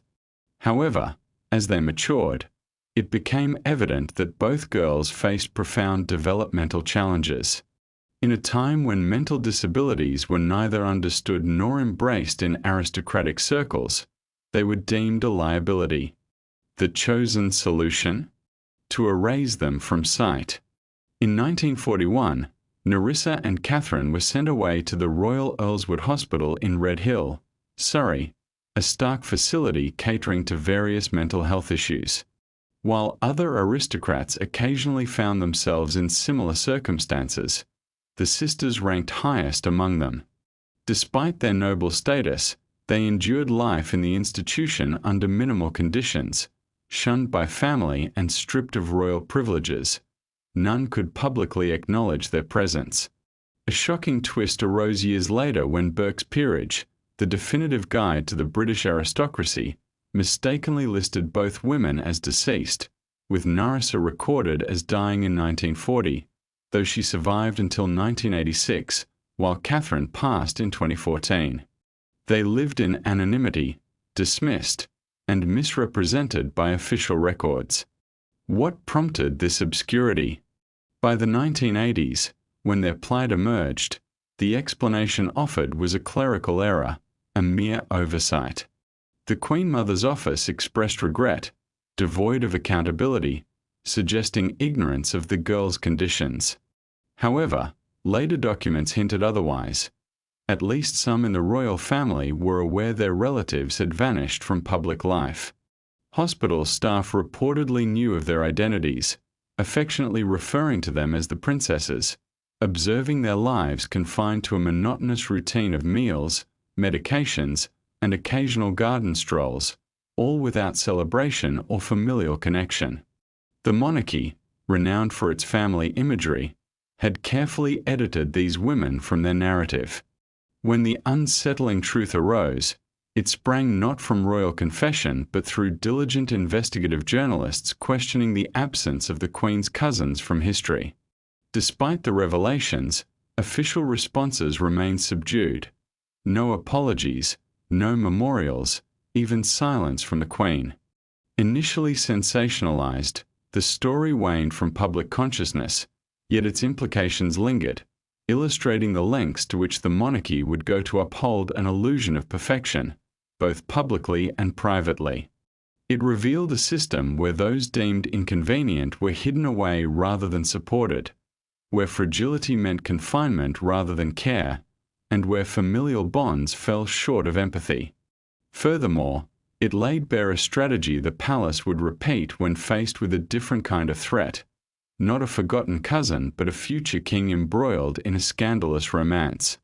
If obscuring relatives was one method of exerting control, entirely denying a relationship was its more refined counterpart. Thus, when Charles encountered Camilla, the palace didn't hide him. They simply chose to ignore her presence. In the shadows of royal history lies the turbulent tale of Prince Charles and Camilla Shand, a narrative that began far from the fairytale we recognize today. Initially perceived as a threat to the monarchy's image, their relationship was swiftly branded a liability, a saga unworthy of public adoration. What does the royal establishment do in such cases? It deftly cloaks the truth, spinning a new narrative while shrouding the reality in silence and ambiguity. Their paths intertwined in the early 70s. Accounts vary. Some paint a picture of an instant, electric connection, while others suggest a friendship blossoming under the weight of emotional suppression. Camilla, effortlessly charming and audaciously nonconformist, quickly drew the attention of the dutiful prince, who found her spirited nature utterly captivating. But love, as history teaches us, is no passport to the throne. Camilla's divorce status and non-traditional background rendered her unsuitable in the eyes of royal advisers. In 1973, as Charles fulfilled naval duties, Camilla married Andrew Parker Bowles, a fellow with ties to the royal circle. Yet, heartbreak never extinguished their bond, which only intensified during Charles's ill-fated courtship of Diana Spencer in the 80s. Though Camilla receded into the shadows, her presence lingered through clandestine calls and secret meetings, a well-known secret among those who surrounded them, including the naive Diana. Officially, there was only silence. The whispers grew louder, but the palace maintained its facade, dismissing any claims of deeper affection. They presented the public with a narrative of a divine union between Charles and Diana, a portrait painted with perfection, concealing the tumult raging beneath. The truth? Charles remained emotionally anchored to Camilla throughout his marriage, the institution's insistence on appearances standing starkly against the reality of his heart. As whispers evolved into headlines, the palace leaned into damage control, attempting to rewrite history. The affair was recast not as an enduring entanglement but as a fleeting mistake. But some secret squeeze past barriers, and when taped conversations revealed the truth, the royal family's carefully maintained facade began to crumble. What began as deniable whispers transformed into an undeniable scandal, the ramifications of which would haunt the monarchy for years to come. In the murky depths of history lies a scandal that unfurled quietly, evading the public eye while echoes of its darkness reverberated through time. This is the story of the Canora Boys' Home, a former care facility in Belfast, Northern Ireland, which operated from the 1950s to the early 1980s. On the outside, it presented itself as a sanctuary for vulnerable boys, yet beneath that facade lurked one of the UK's most harrowing chapters of child abuse. Housemaster William McGrath and his staff were implicated in years of sexual exploitation, but the sinister reality extended far beyond the walls of the institution. Allegations of collusion with intelligence agents hinted at a far-reaching conspiracy, one that allegedly sought to trap powerful men for nefarious purposes. What followed was an intricate tapestry of cover-ups, unanswered inquiries, and half-truths that obscured the grim truth. Despite multiple investigations promising to reveal all, they stopped short of unearthing the core secrets. Vital documents were sealed, testimony from key witnesses went disregarded, and consistent accounts of high-profile visits remained unexplored. As whispers surfaced regarding connections to the royal family, notably the name of Prince Andrew began appearing in unsettling yet ambiguous contexts during the 1990s and 2000s. While there has been no formal acknowledgement linking Andrew to the Canora scandal, his name faced legal warnings, resulting in a media blackout supported by resistance from royal representatives. Ultimately, inquiries into possible royal involvement were dismissed as matters of national security, and journalists who sought truth faced threats and silence. The narrative tangled further, leaving the public questioning if Andrew's name had been purposely erased or if something more insidious lay beneath. Despite the enigmatic essence surrounding the royal family's relationship with the Canora allegations, they have steadfastly maintained a strategy of silence, allowing suspicion to linger unchallenged. Amid the shadows, another member of the royal household lived out her own headline-grabbing narratives, showcasing a contrasting blend of spectacle against the backdrop of concealment surrounding Prince Andrew. In this interplay of stories, the threads of silence and scandal weave together, creating an ever-deepening mystery. Princess Margaret, a figure of vibrant defiance against the royal backdrop of protocol and decorum.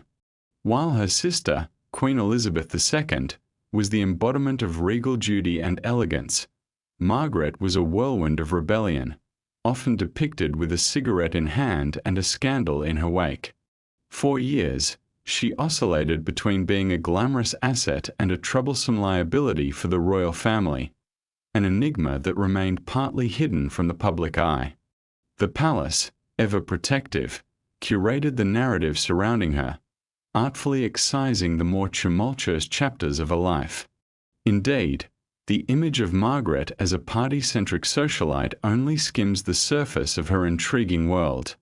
Between the 1950s and 1970s, she danced through the lives of artists and intellectuals, men and women alike, associating with icons such as MC Jagger and ballet star Rudolf Nureyev. Here, Margaret revealed her true self, a spirited, unpredictable force. She had numerous affairs, some became whispers in the halls of the elite, while others remained shrouded in secrecy amid the British press, which was dutifully careful in its coverage. One of her most publicized romances involved group captain Peter Townsend, framed by the media as a heartbreaking love story, yet marked by a complex web of emotions and societal expectations where her happiness was sacrificed for the institution's image. Following Townsend, Margaret's personal life unraveled, littered with rumored entanglements and private gatherings that blurred the lines of propriety. Her marriage to Anthony Armstrong Jones, known as Lord Snowdon, was initially touted as a blend of modern artistry, but it spiraled into a turbulent mix of resentment and secrecy. The facade they maintained concealed the strife and dissatisfaction that characterized their union, a far cry from the polished tales shared with the public. When their divorce finally came in 1978, a royal first, the narrative bent yet again. Margaret was reborn once more as a tragic figure. Yet, behind the scenes, many truths were silenced. Deals with the press ensured that certain names remained unspoken, and a careful manipulation of the story kept the scandalous details away from the public's gaze. Margaret's legacy thus became a cautionary tale, how not to live as a royal, while the shadows of her life's complexity dulled into a simplified image. Yet she wasn't alone in this treatment. The royal family harbored other stories, including that of another George, a cousin, a pilot, whose own reputed beliefs fell into the same smooth silence, obscured before the potential scandals had a chance to arise.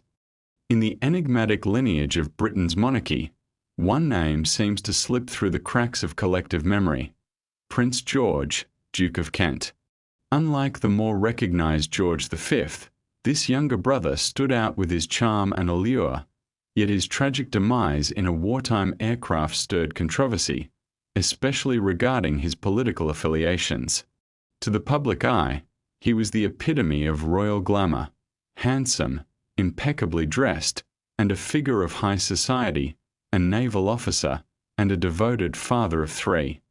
Yet, delving deeper into the royal family's wartime secrets reveals a more unsettling portrait. The 1930s were fraught with tension as fascism loomed over Europe, and the British elite found themselves divided. Some recoiled in horror at Hitler's rise, while others, particularly those with conservative values, viewed it as a stabilizing force amid modern chaos. Intriguingly, Prince George emerged in discussions surrounding the upper class's flirtation with fascism. While direct evidence of his Nazi sympathies remains elusive, his social ties raise uncomfortable questions. He mingled with notable appeasers and members of organizations promoting Anglo-German friendship, echoing sentiments held by his brother, Edward VIII, who infamously admired the Nazi regime. Rumors swirled that Prince George was involved in circles where pro-German sentiments flourished, fostering friendships with later identified Nazi supporters, and participating in a royal clique that found fascism alluring. Was this naive political misunderstanding or a more intentional alignment? His abrupt death in a suspicious 1942 plane crash in Scotland could have shed light on these inquiries. Yet instead, those answers were concealed with him. The crash, bemusing in nature, occurred aboard a military aircraft with a questionable flight plan and a peculiar passenger list.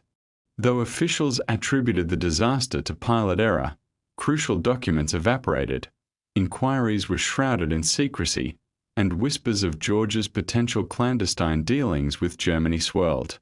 Speculations, perhaps wild, hinted at a desire to negotiate a separate peace, unbeknownst to Churchill. After his death, which came at a pivotal moment where his emerging questions about war could have shifted narratives, George vanished from public scrutiny, leaving his legacy nebulous. In the aftermath of the war, the royal narrative underwent a transformation. Images of George in uniform became prominent, his death recast as noble, while whispers of his alliances faded into obscurity. His name now surfaces only in passing, a royal figure lost too soon, with no indication of the complexities swirling around his beliefs. Meanwhile, the family's wartime reflections remain untainted. Yet, as the years rolled into decades, another scandal would disrupt the facade of royal innocence. not born from political affiliations but from an unsettling personal link to the criminal underbelly personified by Jeffrey Epstein. Once more, the palace found itself scrambling to maintain silence, all too familiar in its choreography to protect the royal narrative. In the annals of royal cover-ups, the saga of Prince Andrew and Jeffrey Epstein stands out, not merely for its magnitude or the relentless media scrutiny, but for the unwavering efforts of the monarchy to deny its very existence. Unlike past scandals that could vanish behind closed doors, this one played out in the digital age, with evidence readily available and consequences looming large. Still, the palace resorted to its age-old tactic: deny, delay, distract, and if necessary, erase Andrew from public view. To grasp the full depth of this scandal, we must delve beyond the headlines and explore the silence that shrouded it for years. The bond between Prince Andrew and Epstein didn't begin in the later years of the 2000s, but in the early 2000s, facilitated by Ghislaine Maxwell, a socialite entwined with Andrew through long-standing ties. Their association led them to extravagant gatherings, private jets, and high society functions, where wealth seemed to provide immunity. Even after Epstein's conviction in 2008 for trafficking a minor, Andrew remained connected, frequently seen at Epstein's various estates and social events that would ultimately tarnish many reputations. The palace consistently downplayed the relationship, framing it as a mere acquaintance, suggesting limited interaction and a sense of regret from Andrew. This manufactured sentiment allowed him to evade culpability while expressing a facade of remorse. He was not guilty, merely misguided. However, as the allegations from Virginia Giuffre surfaced, claiming she was trafficked by Epstein and coerced into encounters with Andrew while still a minor in the US, the stakes escalated. With concrete proof, such as compromising photos, the gravity of the situation intensified. Andrew's denials, including an outlandish claim about being at a Pizza Express during the incidents, became a source of ridicule. The disastrous BBC interview in 2019, originally framed as a chance for redemption, turned into a public relations nightmare, laden with contradictions and a startling lack of empathy. Within days, the royal family effectively sidelined him, removing him from royal duties and erasing his presence from public life. Yet the cover-up morphed rather than ceased altogether. In 2022, Andrew settled privately with Giuffre, a deal that included a controversial clause of no admission of guilt, all while the royal narrative shifted toward rehabilitation. Public appearances became rare, meticulously staged attempts to regain favor that ultimately failed, as public trust had already eroded. The opaque documents tied to the investigation remained sealed, further obscuring the truth that lingered around Epstein's network, with royal figures still implicated. The monarchy, it seems, had mastered the art of managing truth, allowing just enough light to shine through without exposing the underlying decay. While Prince Andrew was quietly relegated, another scandal unfurled, as a private conversation between Prince Charles and Camilla, absurd and demeaning, was captured on tape, threatening to unearth yet another chapter of royal intrigue. In the annals of royal history, few episodes evoke a collective shudder quite like the infamous phone tapes of Prince Charles and Camilla in the 1990s. Picture this: January 1993, and a grainy recording of a private conversation finds its way into the press, marking the birth of what would become known as Tampan Gate. This scandal wasn't merely about a PR mishap. It peeled back the layers of royal propriety to reveal something even more unsettling, a glimpse into the humanity of the monarchy.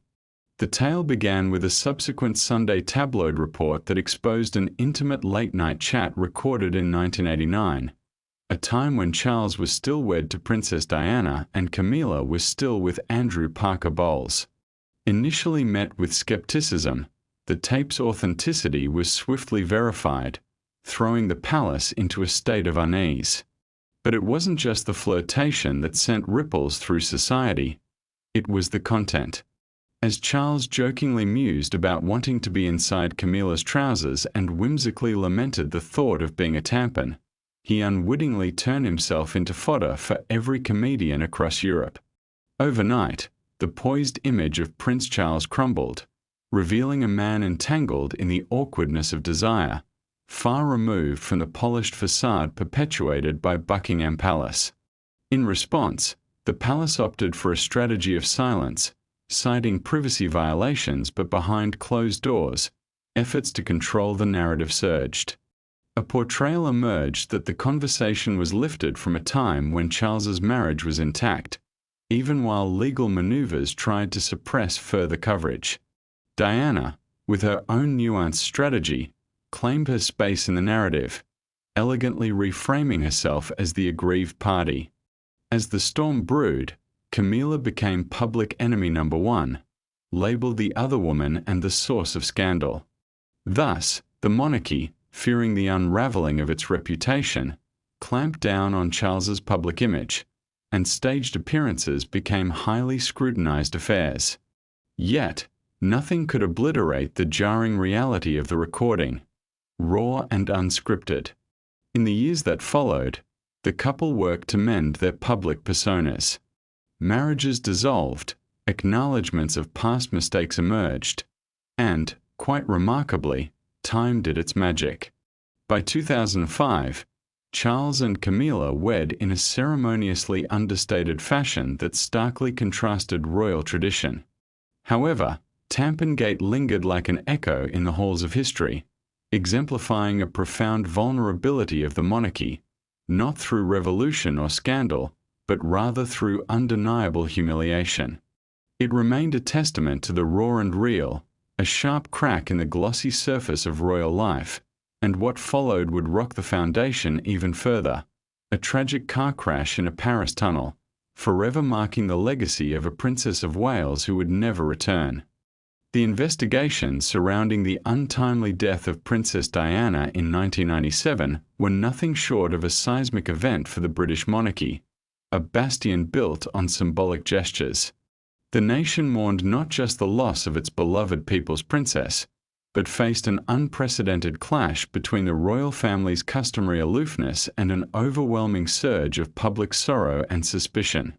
Diana's life came to a tragic end, not within the confines of a grand palace, but rather in the shadows of a Parisian tunnel, not as an icon of the crown, but a reluctant escapee from it. Almost instantly, questions arose, questions to which the monarchy had no ready reply. The official narrative is familiar. In the early hours of August 31st, 1997, Diana, her companion Dodi Fade, and their driver Henry Paul met a fatal fate when their Mercedes collided in the Pont de l'Alma tunnel, pursued by a horde of photographers. Authorities declared it a tragic accident, noting the driver's intoxication, case closed. Yet, from the outset, the details surrounding her death felt unsettling. The medical response was alarmingly delayed. The behavior of French officials became suspect, crucial CCTV footage vanished, and Diana's body underwent embalming long before her family arrived for a post-mortem. For a society grappling with the ramifications of Diana's tumultuous departure from royal life, darker interpretations of these events didn't seem far-fetched.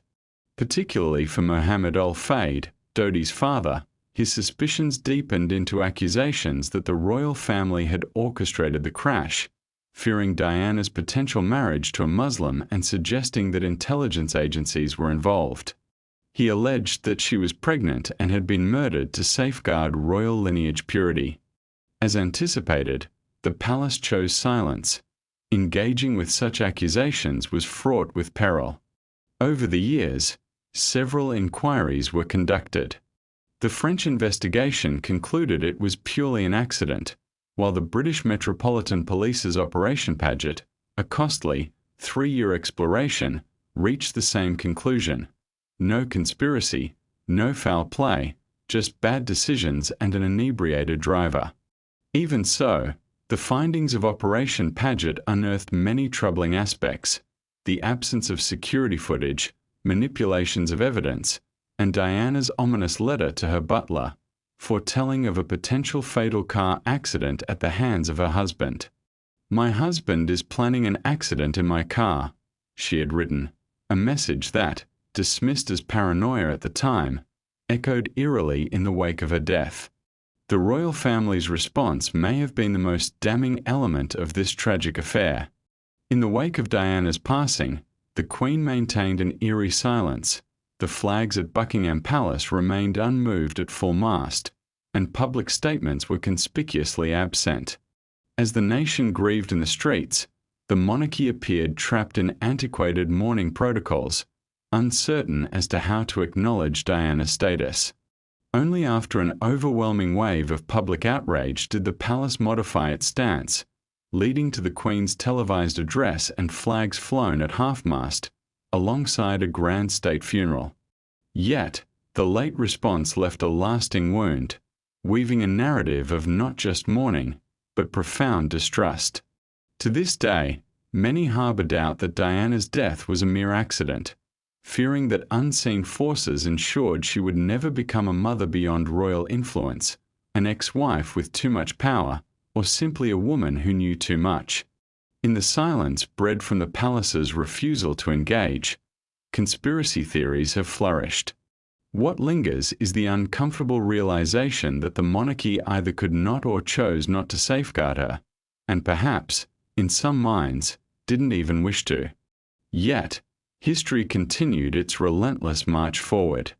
New personalities emerged, scandals unfolded, and the next generation of royals began stumbling into their own predicaments. Some, like Prince Harry, remained under unceasing scrutiny, while others, like his brother William, benefited from a media landscape that had learned invaluable lessons from Diana's fate. When William's university years leaned towards the reckless, the palace was proactive, ensuring those compromising photographs stayed buried, never to see the light of day.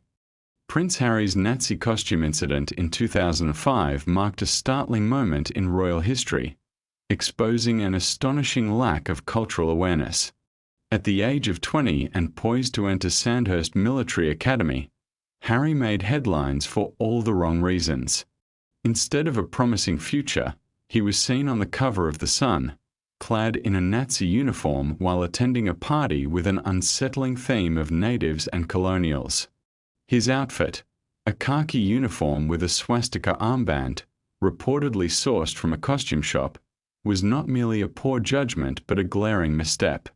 The image of Harry, reveling in a costume linked to the atrocities of the Second World War and the Holocaust, ignited swift condemnation. Politicians described it as shameful, Jewish organizations denounced it as historically ignorant, and Holocaust survivors expressed disbelief at Harry's ignorance, given his upbringing steeped in British history. The media was relentless, running stories about the prince's disgrace and the ensuing royal outrage. Hours after the backlash began, Clarence House issued a statement where Harry expressed regret for his offensive choice, although the apology appeared crafted rather than heartfelt. The incident was not just a reflection of a singular moment of youthful folly. It revealed a troubling slant of royal culture detached from historical consequences. This was more than a lapse in judgment. Harry, the son of the compassionate Princess Diana, faced the challenge of repairing an image aimed at portraying him as mischievous yet inherently good. The palace, shaken, turned to PR consultants as internal inquiries were launched, but the focus shifted from Harry to the institution itself, seeking to frame the scandal as a learning experience.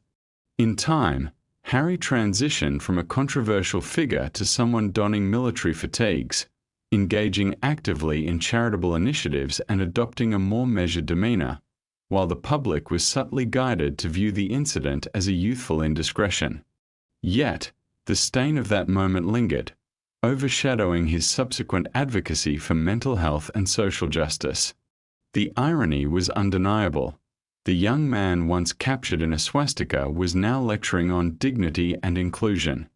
In subsequent interviews, Harry recognized the gravity of his mistake, citing it as one of his life's missteps. He lamented the lack of guidance from the royal family, highlighting missed educational moments in favor of image management. While the scandal did not extinguish his public life, it irrevocably shifted its narrative. The royal PR apparatus, though adept at chaos control, could not erase the imprint of the past. In contrast, Prince William, the heir apparent, enjoyed a different level of protection from the palace, shielding him from revelations that could tarnish his image. During his formative years, when he too strayed into questionable behavior, the royal institution ensured that any indiscretions were obscured from public scrutiny. For a future king, the palace was resolute that no youthful misadventures would tarnish the carefully curated semblance of respectability. The tale of Prince William at university paints a vivid picture of a young man before he transformed into the meticulously crafted symbol of royal dignity we recognize today. In those early days at St. Andrews, he was merely a student navigating the exuberance of college life. While many students experience freedom and revelry in their newfound independence, William's nights were enveloped in a near-total press blackout, akin to something governed by the Official Secrets Act. His journey began in 2001 when he chose to study art history, shifting later to geography, strategically distancing himself from London, the media, and the troubling shadows cast by his mother's tragic passing. This choice provided not only a reprieve from chaos but a rare luxury: plausible deniability. The activities within St. Andrews generally remained shielded from prying eyes. From the outset, palace aides orchestrated what became known as the media blackout, where the press exchanged staged photographs and limited access for a commitment to secrecy regarding William's student life. A void existed where gossip and paparazzi should have been, despite the wild evenings he spent at local spots like Marbelle's and the Lizard Lounge, where tales of drinking, dancing, and revelry circulated among peers, bearing witness to a college experience that felt much like any typical 20-year-old's life, but one that starkly contrasted with the expectations placed upon someone second in line to the throne. Legendary among these escapades was the Thistle Ball, a festive gathering celebrated with kilts, champagne, and memories that often faded into oblivion. The administration actively ensured the prince's privacy, even when events spiraled out of control. And then came Kate Middleton, evolving from flatmate to significant other, dramatically capturing his attention during a memorable fashion show with a jaw-dropping outfit that sparked a different connection for William. However, their narrative, while depicted as a royal romance straight out of a fairy tale, carried its intrigues, breakups, reconciliations, and reported jealousy concealed from public scrutiny. Thanks to a royal media strategy conditioned by the scars of Diana's tumult with tabloids, the press remained compliant, allowing the royal image to withstand the occasional foreign tabloids depicting less than flattering images of a party-worn prince. While tales of debauchery were deemed youthful folly, a grand facade was meticulously upheld. Prince William was projected as focused and poised, ready to be a modern monarch, but the reality was considerably more relatable and vibrant. The facade wasn't merely about quelling controversy, it safeguarded a brand. The monarchy could weather the storm of youthful indiscretions, but a scandal involving an heir could shake its foundations. This understanding of reality versus public perception has shadowed William throughout his adulthood. His stability is paramount to the monarchy's future, necessitating secrecy when circumstances were uncomfortable. None were more distressing, perhaps, than the whispers surrounding Prince Philip's rumoured affairs. While William's youthful escapades were tolerated, the allegations against Philip warranted a far more stringent silence, orchestrated with an ironclad rigour and sealed documents. For over 70 years, Prince Philip remained a steadfast presence behind the Queen, not just as a consort but as an essential partner and supporter. Yet, beyond the polished smiles and formal engagements, a different narrative emerged amidst the shadows of speculation. He was known for his charisma, a restless spirit, and a reputation that suggested infidelity. While no allegations of affairs were ever proven, they lingered in the whispers of society, echoing through the corridors of time. In 1947, Philip married Elizabeth, and their public image painted a portrait of mutual admiration and deep respect. But this Navy officer, with a penchant for freedom, often diverged from the role of the dutiful royal spouse. His charm and flirtations often danced on the edge of propriety, exemplified by his wry comment, "I couldn't care less what they say as long as it's not true." Such words seemed to simultaneously invite and dismiss speculation. Rumors of his infidelities began circulating in the 1950s, particularly as Elizabeth's responsibilities grew. Philip embarked on numerous solo journeys, fulfilling naval duties or simply seeking a respite from the stringent life of royalty. During these excursions, the whispers surrounding him intensified. Particularly notable was an alleged romance with British actress Pat Kirkwood, with reports of their dining escapades surfacing shortly before the birth of Prince Charles. Despite both denying allegations of impropriety, Kirkwood later expressed regret that their connection followed her throughout her career. Other stories involved alleged romantic engagements with various aristocrats and foreign dignitaries, all steadfastly denied, yet never definitively disproven. Within the palace walls, the rumor mill was met with resolute silence.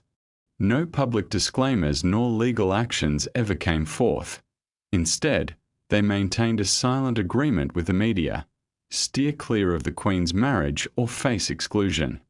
This strategy evidently worked, as British publications seldom dared to address the whispers, opting instead to safeguard the monarchy's dignity and keep their place in royal circles, especially around the holiday season. Although no concrete evidence has ever confirmed Philip's alleged infidelities, the lack of proof does not equate to certainty of innocence. Former aides and royal insiders often hinted at Philip's elusive nature, discussing his independence and discretion in hushed tones. The real concealment wasn't merely about protecting names, it was about sustaining the illusion of royal perfection. If the Queen's marriage could fracture, what else might be at stake? Better to let the rumors breathe in secrecy than risk exposing the truth.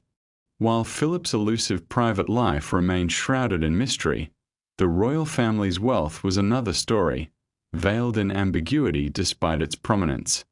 The age-old question of their true riches and the extent of public funds supporting their lavish lifestyle has consistently been met with evasive tactics and concealed records. In the realm of the monarchy, nothing is deemed more sacred than its finances. 32. The veil over royal finances. The inquiry into the wealth of the British royal family often leads to a dance of estimates and evasive smiles rather than a straightforward figure. Suggestions about their worth float through the air like an elusive waltz, with references to the Duchy of Cornwall hushed behind a polite facade. This obscure dialogue is no accident. After all, in the realm of monarchy, perception is paramount. Any mere dissection of where the money flows shatters the enchanting narrative surrounding regal lives. The British monarchy thrives on a fragile social contract. Grand celebrations traded for a shroud of secrecy, spectacle for silence.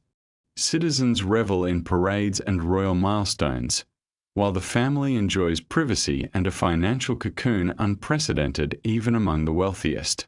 Yet, beneath this dazzling surface, lurks one of history's longest-standing royal cover-ups, not one of scandal, but of mathematics.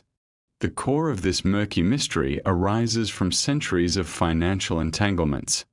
It began with the notorious Civil List of 1760, a deal struck by George III, surrendering revenues from royal estates to the government in exchange for a stable annual payment. While this was intended to divide personal royal wealth from state expenses, it instead blurred the distinction between public and private funds for generations to come. Fast forward to 2012, the Civil List transitioned to the sovereign grant, a single annual payment amounting to a percentage of Crown estate profits, initially set at 15% and adjusted to 25%. This maneuver created an illusion of financial transparency, yet the sovereign grant solely addresses official functions, leaving out the Duchy of Lancaster, the Queen's private income, the Duchy of Cornwall now held by William, and a multitude of privately owned assets obscured in trust funds or offshore locations. Consequently, the bulk of royal wealth remains unaccounted for. Estimates of the royal family's total wealth swing dramatically from $500 million to over $28 billion, influenced by whether one includes personal assets, inherited estates, priceless artworks, private investments, or the murky domain of cultural wealth. For example, the crown jewels, though technically held in trust for the public, will never be sold to alleviate an NHS shortfall. Previous attempts to audit royal finances have hit insurmountable barriers.